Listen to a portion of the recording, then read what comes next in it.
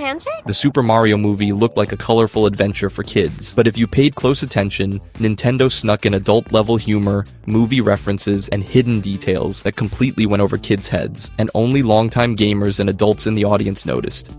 When Mario, Luigi, Yoshi, and Peach infiltrate Bowser's kingdom to rescue Rosalina, Mario starts communicating with Luigi using a series of overly complicated hand signals during the stealth mission. Luigi stares at him, completely confused, and responds, I don't know what that means! Kids laughed because Mario looked awkward trying to act cool, but adults who grew up on animated shows immediately recognized the real joke hidden inside the scene. It's actually a direct reference to a recurring gag from the 2012 Teenage Mutant Ninja Turtles animated series. In that show, the Turtles constantly use ridiculous stealth hand signals during missions, signals so unnecessarily complicated that nobody on the team ever understands them.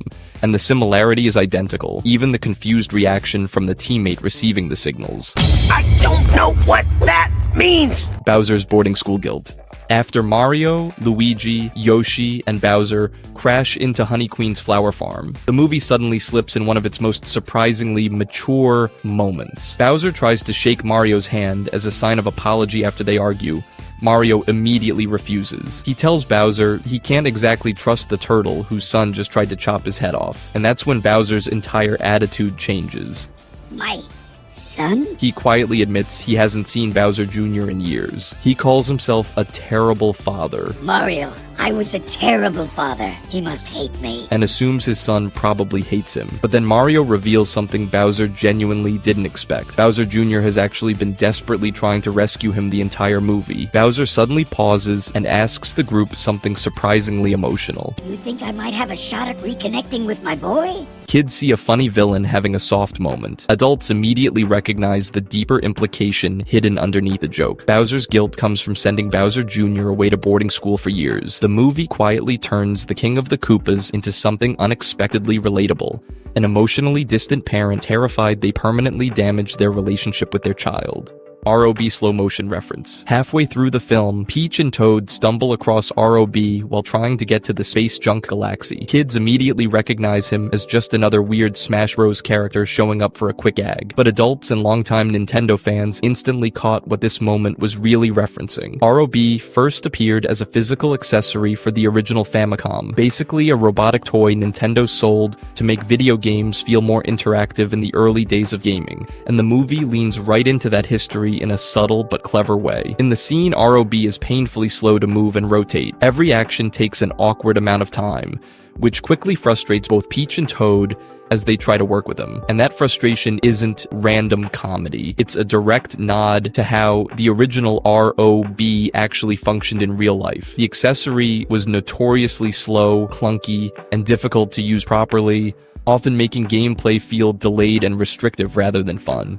Yuri Gagarin rocket details. When Peach and Toad try to leave the getaway galaxy, they ask a Boblanian boarding a nearby rocket for help getting to the space junk galaxy. Most kids completely ignore the tiny details written on the side of the ship, but adults and space history fans notice the rocket is secretly packed with references to real-life space exploration. The letters painted on the rocket begin with a Y, a subtle nod to Yuri Gagarin, the first human ever to travel into space. The K likely references Klushino, the small Russian town where Gagarin was born, and the numbers on the rocket are even more important. Together, they form 1968, the same year NASA launched Apollo 8, the first manned mission to leave Earth's orbit and successfully circle the moon. Nintendo quietly turned the rocket into a tribute to one of the most important moments in space exploration history.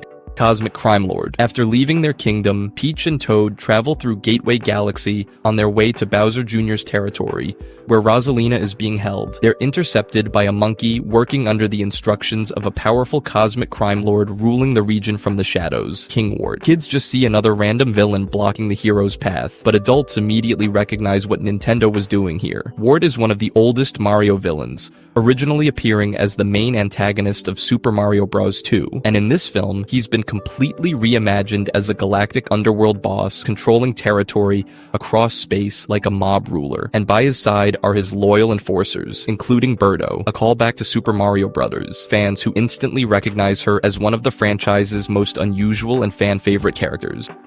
the capitalist overlord. In the Honey Queen sequence, Mario, Luigi, Yoshi, and Bowser go to the Queen's castle to ask for help to leave the territory. Instead, the Queen orders their capture for crashing into her territory. The Honey Queen doesn't just threaten punishment, she immediately assigns them to forced labor in the mines. And it's only when Bowser dramatically boasts that he can do the work of 100 men and volunteers to serve their sentence that they're spared and released. Almost instantly after, we see Bowser sent to the fields, where exhausted worker bees struggle under heavy pickaxes, collapsing under the weight of impossible labor. Kids just see funny bees doing silly work, but adults recognize a much sharper satire underneath it all. A clear exaggeration of exploitative labor systems, with the Honey Queen running her hive like a ruthless capitalist overseer, pushing workers beyond their limits.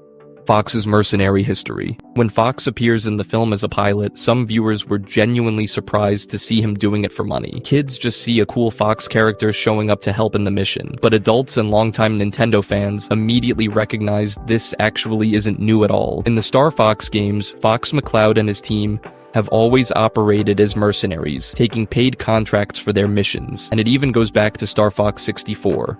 Where the game famously ends with Fox literally handing General Pepper a bill for his services. Even more interesting, that bill changes depending on how well you performed in the game. The better your score, the higher the payment. So while the movie presents Fox as a bounty hunter for comedic effect, adults understand it's actually staying true to his original character.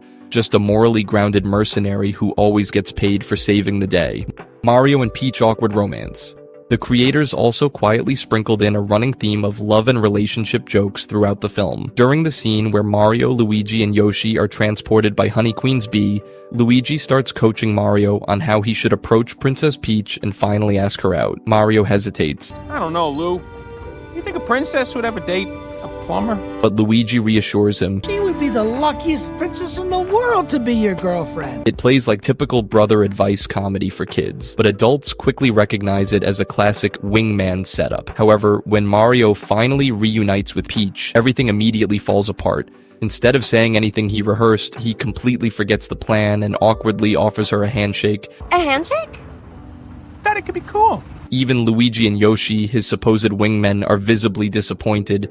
It's a perfect gag about how guys completely lose confidence when they're actually in front of their crush, reinforcing the idea that something deeper is building between them. And the film doesn't drop the idea either. At the end, after rebuilding the castle, Peach leans in and kisses Mario on the cheek, confirming the mutual feelings and subtly setting up the idea that their relationship could continue beyond the film. The film also quietly sets up another relationship thread that adults immediately picked up on. Earlier, when Luigi is coaching Mario on how to talk to Peach, he casually tells him, She is going to say yes, and then you're gonna ask her if she has a friend for me. At the time, it plays like a throwaway joke for kids, but adults instantly started speculating who he meant. Some even assumed Rosalina, but that doesn't really work since she is her sister. Then the film ends with a subtle payoff. Daisy appears. Be honest, which one did you catch when watching the movie for the first time?